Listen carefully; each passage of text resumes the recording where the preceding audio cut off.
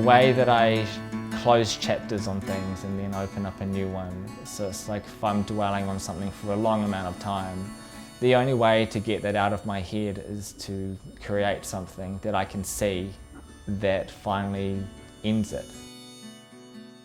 My name is Jordan Debney and I'm a freelance artist from Wellington, New Zealand.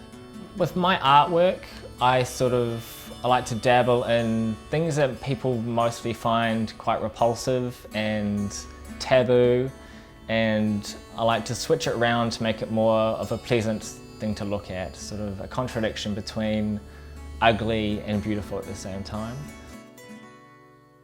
I've been painting and drawing pretty much as long as I can remember, really.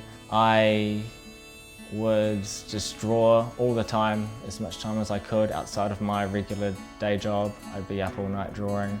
Around the same time, I suffered from a few mental disorders, depression and stuff like that.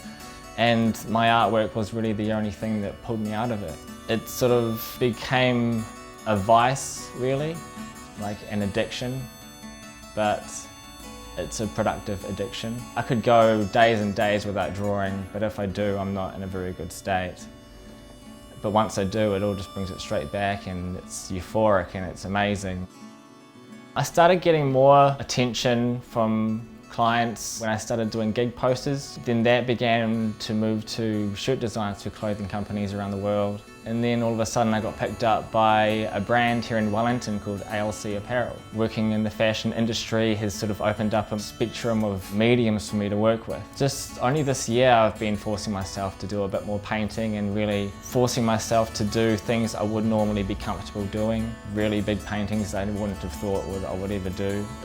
Breaking rules that I didn't even know could be broken.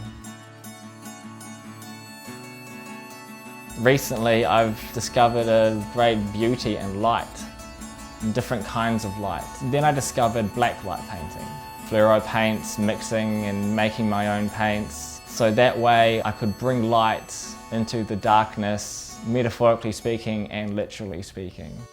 My creative process is kind of like a mathematical equation mixed with my own language, really. I could start off a week not knowing what I was going to end up with at the end of the week. I get extremely vivid dreams a lot of the time, so a lot of my dreams are actually quite heavily put into my artwork. I would gather everything that I've references and stuff that I've seen that I've liked, and the way light reflects on certain things and the way petals on certain flowers are formed. It sort of plants a seed in my head where it's like I could do a painting and that could flow just like that with other elements put into that. First thing I would do is I would start out with a basic sketch.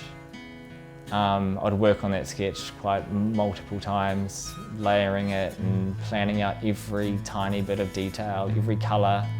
And then by the weekend, I wake up first thing on a Saturday and I just go hard. I put music in and I just don't stop until it's done. My work is quite subjective.